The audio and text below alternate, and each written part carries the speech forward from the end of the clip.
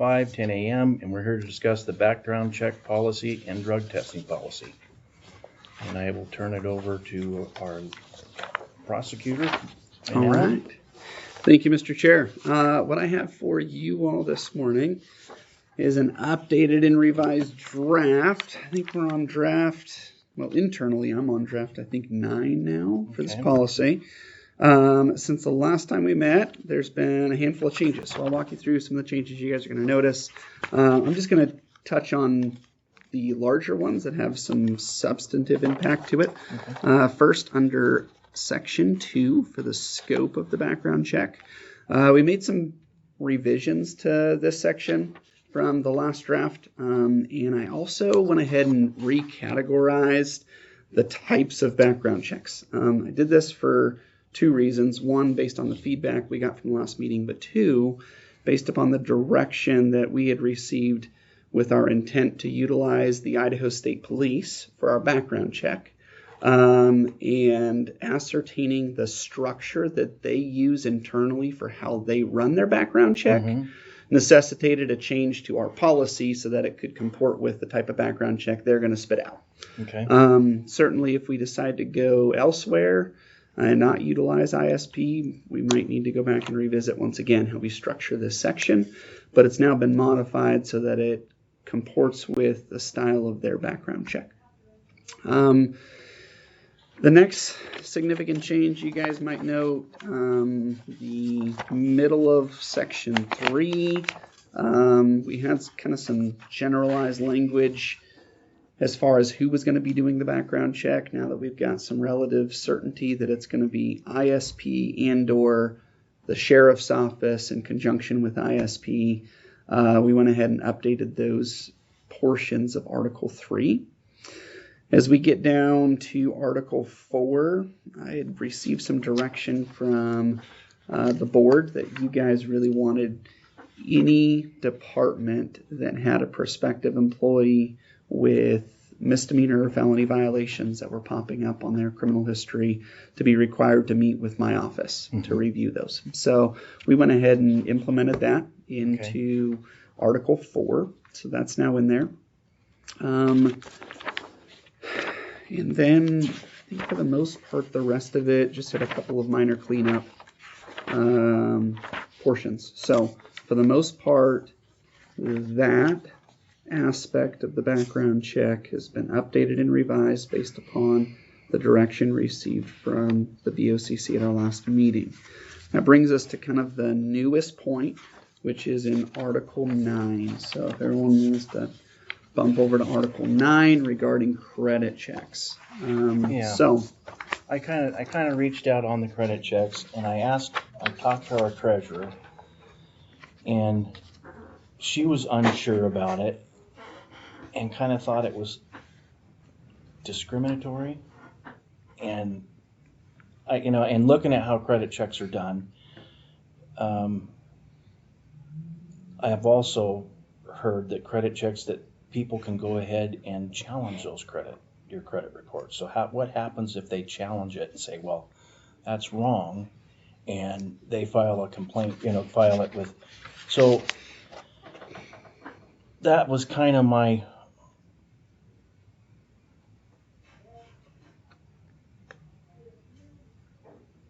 problem that I kind of run into. And the credit check itself, we don't, I guess the credit check itself, we don't get their FICO scores. Meaning we don't get, if they have good credit, bad credit. We just get the, if they're late on payments and kind of their overall credit. If there's bankruptcies or so that was one of the things that I was kind of worried about is what do we do, and who's going to be able to do it?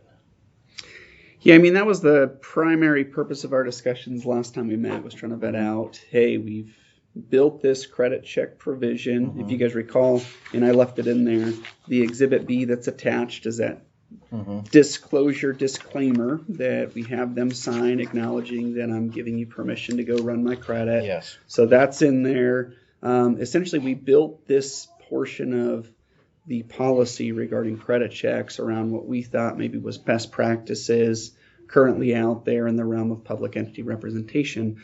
A couple of the concerns that you may recall we discussed last time was, can we find a way to structure or implement this policy in our county so we can avoid discrimination? In other words, if we've got two different departments that are both ordering a credit check on the same hypothetical person, how can we ensure that they're going to be interpreting these credit reports the same? Or is there a mechanism we can do that? And so that's what led, after last meeting, to you reaching out to the treasurer to say, hey, would you be willing to kind of serve as like this intermediary to ensure that it's being consistently administered? And I mean, I don't know that we get there, which is why I'm bringing the issue back before you all. You, Jeff, obviously talked to our treasurer. She shared some concerns herself. I kind of got the inclination that maybe she didn't feel comfortable being in that role, but I don't want to make assumptions if that wasn't accurate. One of the things is I think we're also where we're getting at is how do we use the credit report, and what in that credit report, what tells us that, hey, okay, if they have this, then we can't hire them. If they have this, if they can that be drawn out in this, or is that too much of a liability? Can it be explained that so that if we do have somebody do it, that they just go to our policy and say, well, this is how we're looking at the credit report, and if they have this, then they can't, or if they have what. That's what I'm concerned about, is how do we go about it, and can it be spelled out more in this?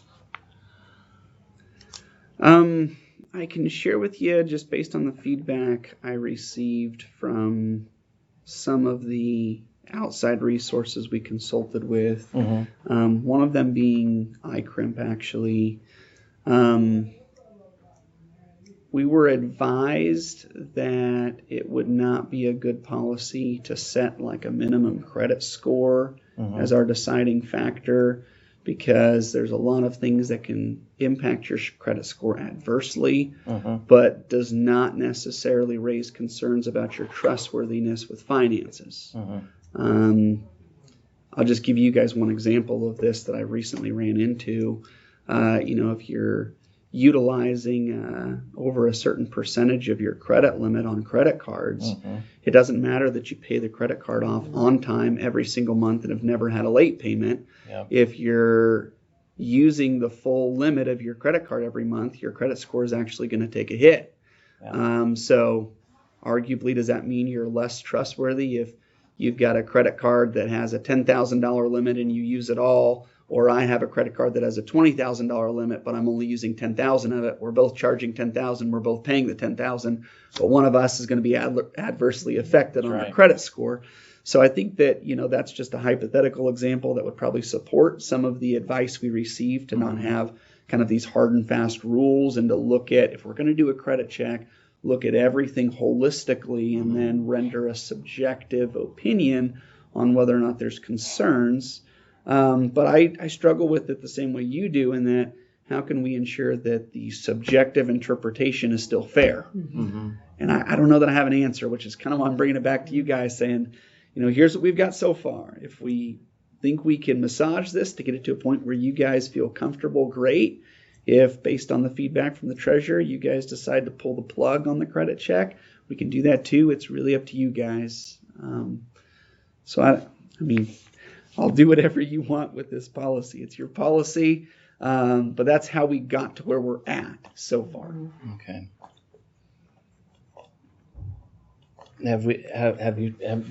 Does other county, do other counties do the same thing? Some do, have a don't. credit check policy. Others don't.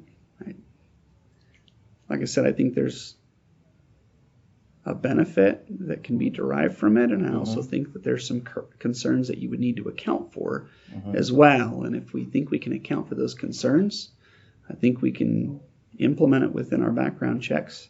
If we don't feel comfortable accounting for those concerns, it might be safer to scrap it. Okay. If you think about it in the future tense, we don't do it, somebody in a position of high degree of financial trust violates that trust, and then we and the public find out that they had a record of doing financial thing. I think it puts a little shade on us that we could have known, and we put them in a position of financial trust and then found out that there was a history. Yeah, and just to have it there is, I mean, I think it's a good thing. I would point out a typo in the second paragraph, third line at the end of the line will not result in disqualification from employment versus form employment. Thanks, Dave. Yeah, I'd like to, that my big contribution. Let me see if I can find it. Maybe I'm not seeing it. I can reach out to Kootenai Second or part. Bonner County and see how they use it and what they do. Yeah. And see if they have something that, Thank you, sir. Minor. okay. Yeah. What I'll do is I'll reach out to Bonner and Kootenai to see if they use it and see what they do and Okay. who uses it. And then I'll talk to our treasurer again and Okay.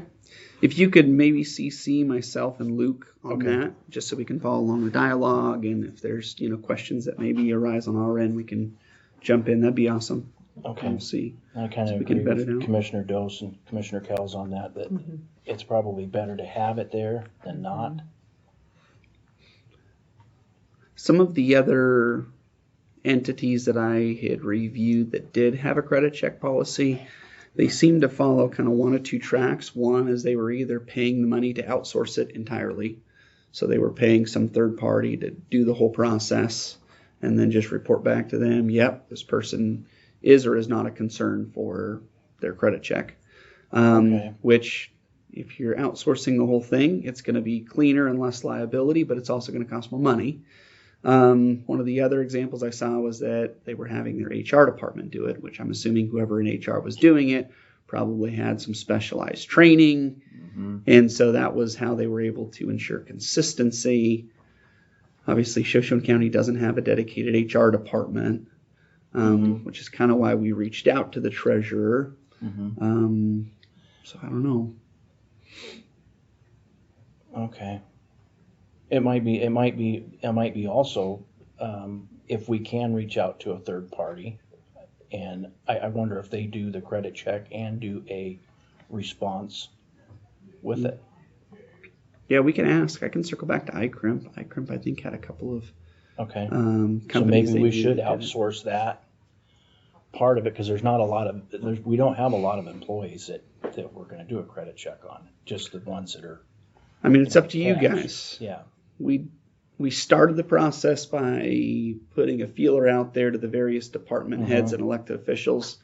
And I think the general responses we got back were designed to be as safe as possible. So we actually had a lot of department heads that wanted a lot of their employees subject to a Oh, okay. credit check, which once again, you guys can weigh cost benefit and say, okay, I know you'd like all of your employees to have this, but maybe it doesn't make financial Right. sense. Maybe let's narrow this list down. I think the basis of it is employees that have access to cash is probably Handling the money. handling cash, and is probably the most important employees that we need to do or credit checks on.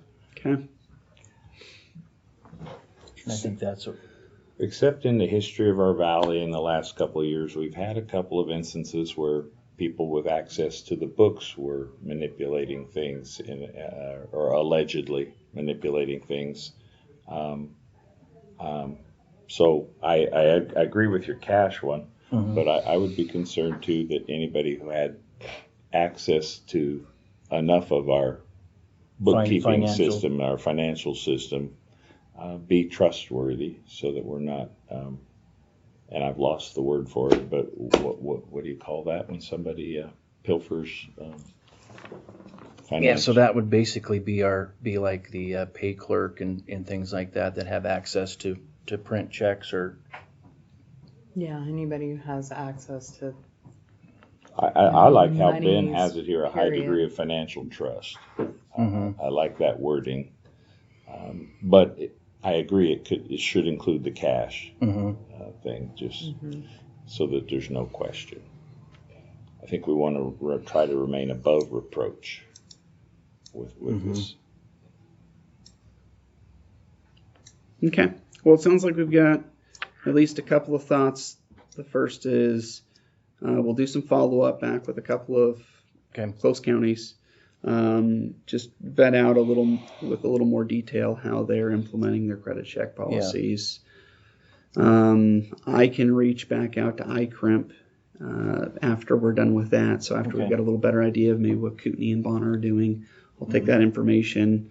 I'll initiate contact with iCrimp again and maybe try to run that to ground, see if we could get some estimated cost of what we think it might run us per applicant, something like that. Yeah, that would be great. Yeah, to see if they actually do that, if they do the credit check and give the explanation on what evaluation they come up with, if they had something like that.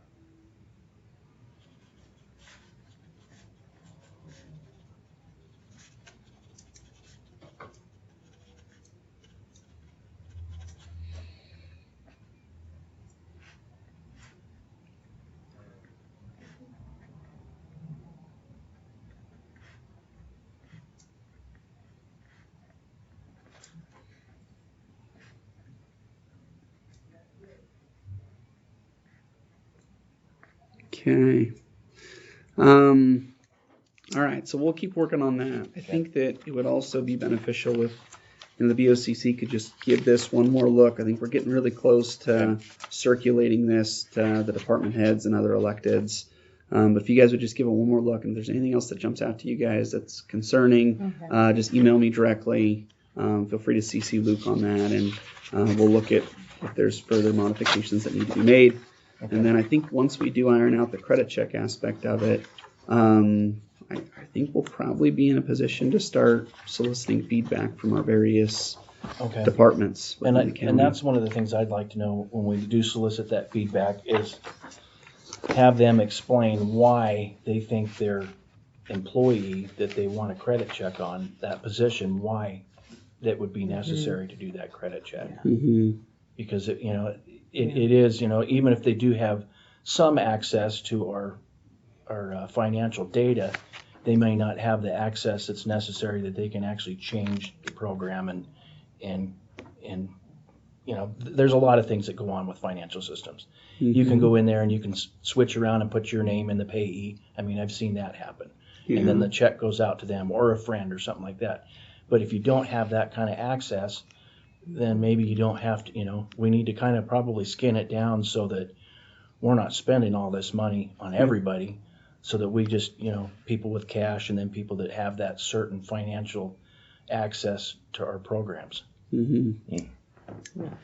So certainly. Okay, there's actually one more provision to just point you guys to, and that's going to be where are we at? Somewhere in 10.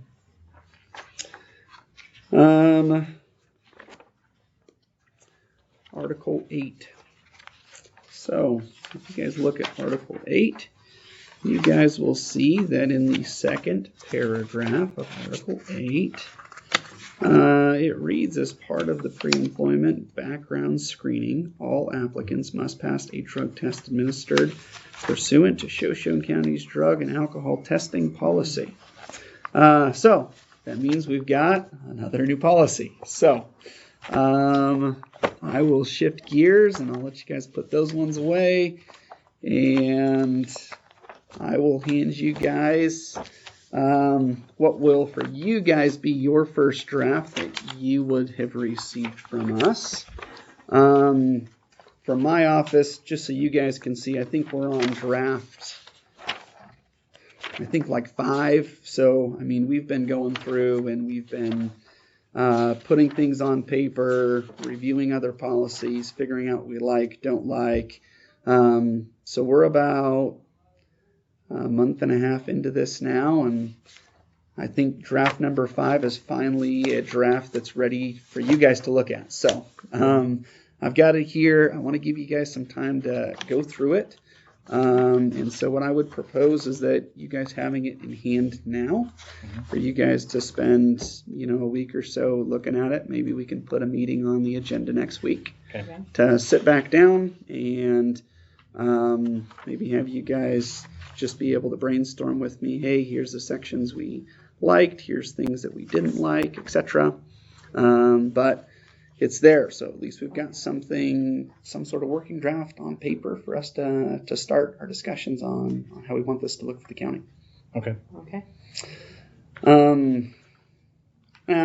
I'll let you guys read it first. I'll let you guys go through, read it, and we can staff it. So. All right. One thing to maybe just point out in this process, I reached out to the other departments and said, hey, does anyone have a current drug and alcohol testing policy that's unique to just your department? Because certainly any individual department can draft their own policies for their own department that they want. And that may be something that the BOCC may not even be aware of, right? It's just internal for their own department. And the one I got back was from the sheriff's office. They had talked about internally what they do already for drug testing of their own employees. And then the roads department I know has some testing policies that are based on CDL requirements. And so we've got both of those things that I'm trying to massage into this while still ensuring that this policy can serve all of the county departments. So I've tried to incorporate some of the feedback I've gotten from both of those departments, but that'll be something that we're continuing to ensure compatibility as we move this forward. Any preliminary questions on this policy? Just, is it a good thing or a bad thing that departments might have policy, or is it just important that they align? I think it's just important that they align. I think what we want to avoid is that the county has adopted a policy designed to apply to all employees. Yeah. And then internally they have a department policy that conflicts, right? So if, for instance, our county policy says that post-accident, an employee shall submit to a drug or alcohol test within, 24 hours, but the department has a policy that says shall submit within 8 hours. Mm-hmm. Well, is the person violating if they do theirs in 12 hours or not? Mm-hmm. And so I think that's, just a hypothetical to explain why it's important for us to just be mindful if there's other policies out there and ensure they're compatible. Certainly we may draft a policy to apply to all employees, and then an individual department says, oh, but for my department, I also want this additional component. Mm-hmm. Then we can say, okay, can that be incorporated in this, or should we allow you to, just do your own addendum that's going to supplement this? So that's part of the background investigation that I'm doing before I even start drafting a policy in an attempt to avoid any conflicts. Thank you. Any other preliminary questions? Okay. Timeline-wise, do we want to chat about maybe when we want this on the calendar next week, or? Up to us. I did. I looked at our agenda this week. What do you have open? I think I've got good availability next Wednesday morning. How does next Wednesday look? We have some gaps still somewhere in the agenda. We are open after 11. Okay. Yeah. Or like a 9. We just have a 9:30 for consent. And then a couple meetings after that. So we could do like a 9. You can do a 9. Okay. Of course, my calendar is now giving me the spinning wheel of death. Let's plan on it, Sydney. If there's a conflict with that, I'll reach out to you. Okay. So yeah, we'll sit back down next Wednesday at 9. We'll chat about your guys' thoughts, and we'll keep moving forward. Okay. All right. And as always, if there's any questions that pop up in the interim, you guys are always welcome to forward those to me, and if I can address them sooner, I will. Okay. Okay. Anything else? Not at this No. point. No. No? Thank you for all the work. Yes, thank you. Yeah. Yeah, you bet. I know you're putting out a lot of product.